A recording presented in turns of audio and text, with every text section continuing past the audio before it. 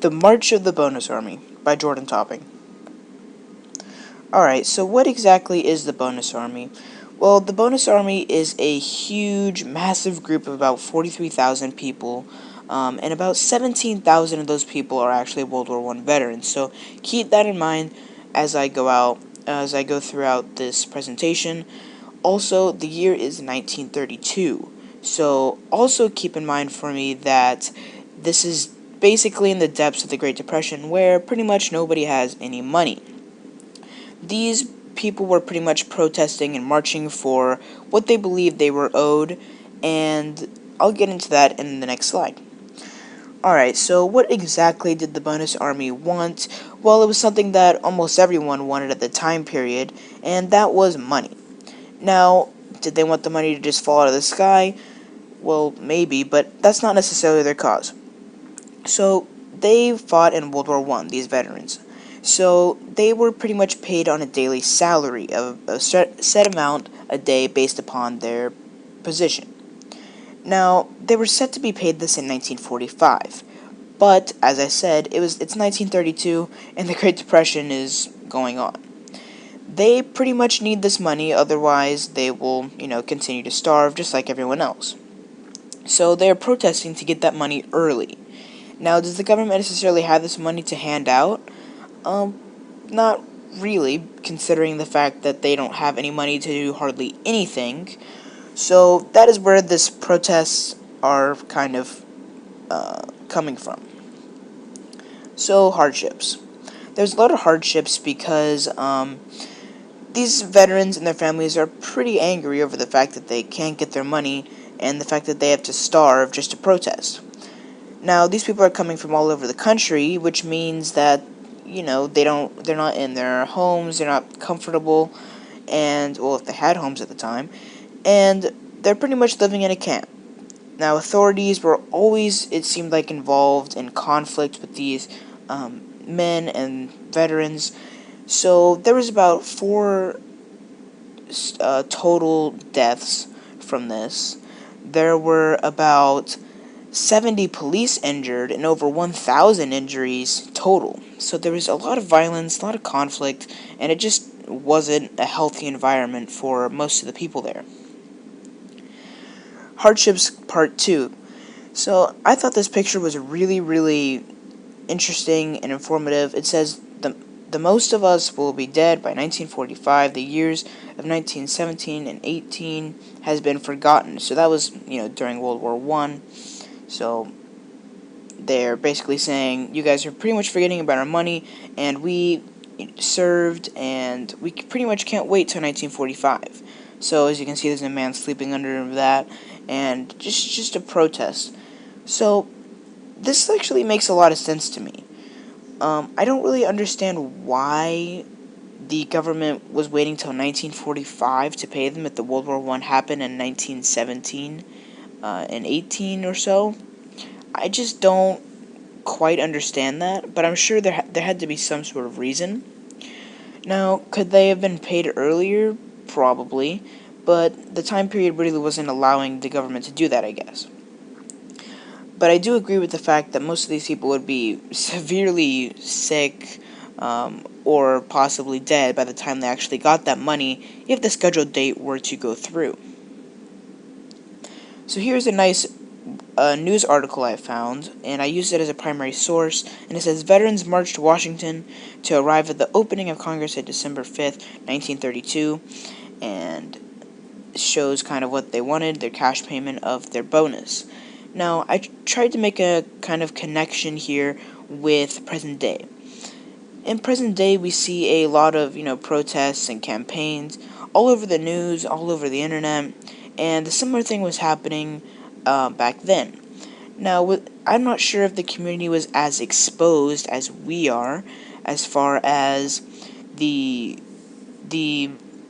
protesting and the campaigns, but it was obviously a big topic in their news. So it was on, a newspaper article, and pretty much this is one of those things that everybody knew about. So I was able to make that kind of connection with a lot of the protests that go on today with different religious beliefs in different countries trying to get their, a democracy, or whatever government that they do want. So how many people is this? I wanted to kind of put this in perspective. Now, 43,000 people. You can hear that number all day long, but I figured I would kind of make a comparison to a movie theater. Now, 430 movie theaters, completely full, completely packed, would be equal to this amount of people. I go into one movie theater, and if it's completely full, I see a ton of people, and just kind of want to walk out, but there's a ton of people. So, if you can imagine 430 of them, it's definitely a different perspective on that number 43,000. So the camps. Well, as you can see by this picture, they're not necessarily in the best conditions. I mean, of course, it's 1932, there's a lack of money, lack of technologies and advances, so you can kind of see where this is coming from. But this also kind of shows the desperation of these people. They pretty much need this money. If they don't get it, then they might die. So, they're very desperate for it, and it's very evident in the types of living conditions they were willing to put up with to get this money and to travel all the way across the country. So, pay the bonus. Was the bonus army ever paid? Yes, they were paid, and as I said, they were scheduled to be paid in 1945. They did end up getting it a few years earlier, which is really good news, and I kind of want to expand on my position on this. I feel like the bonus army did believe, or their beliefs were true and were right. They did deserve the money that they were owed, and the government should have had that money readily available, no matter kind of what the situation. But on the other hand, I can kind of understand the government's point of view because they hardly had any money at all, and it was kind of about prioritizing it. Now, do I think giving them the money early was helpful? Yes, definitely.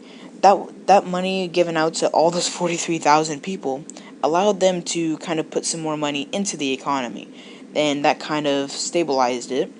And I feel like that was a kind of turning point in the Great Depression because money was finally starting to kind of be recycled throughout the economy, and that was something that was missing for a very long time. Thanks for watching.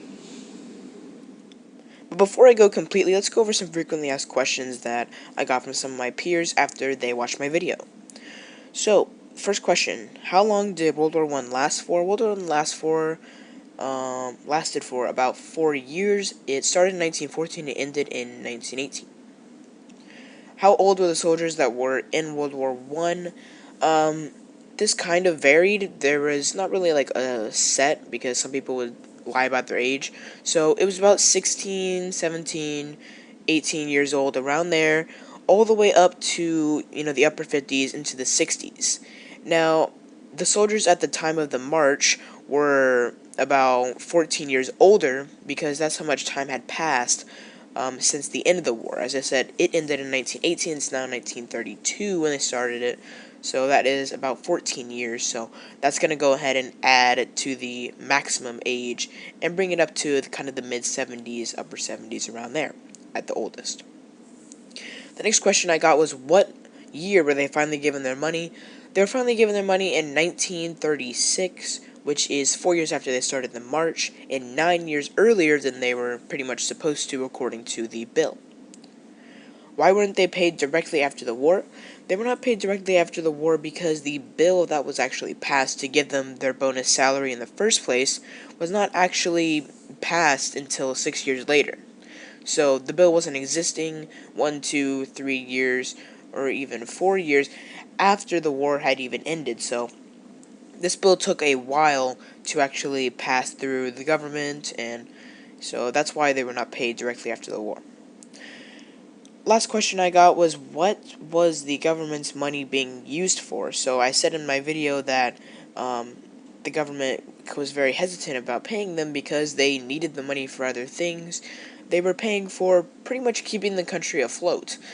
During the Great Depression, even the government was very, very, very low on money. So pretty much anything at that time was used for just keeping everything just going. It was basically buying time until we could fix the stock market. So that is what that money was being used for. So those are some of the frequently asked questions I got from some of my peers, and yeah, thanks for watching.